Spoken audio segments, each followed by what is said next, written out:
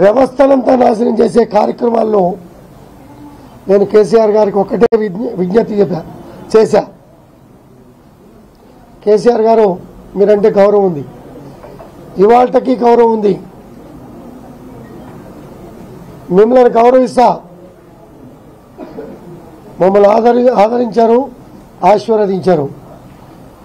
ఇటువంటి చీడపురుగులుంటే పార్టీకి, మీ గొప్ప మనస్తత్వానికి, గతంలో చేసిన సేవలకి కూడా మచ్చ వస్తుందని మాత్రమే నేను చెప్పా.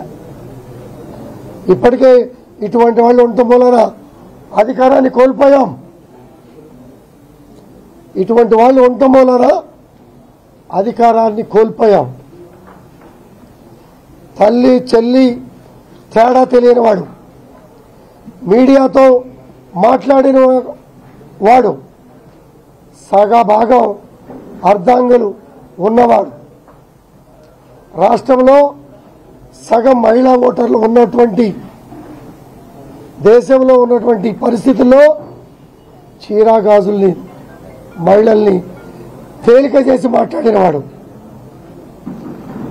ఈ సమాజంలో అటువంటి మనిషిని ఏమంటారో మీరు ఆలోచించాల్సిన అవసరం ప్రతి కుటుంబానికి కూడా ఉందన్న విషయాన్ని కూడా గుర్తు చేసుకోవాలి. మాట్లాడే వారికి వత్తాసిచ్చి మాట్లాడే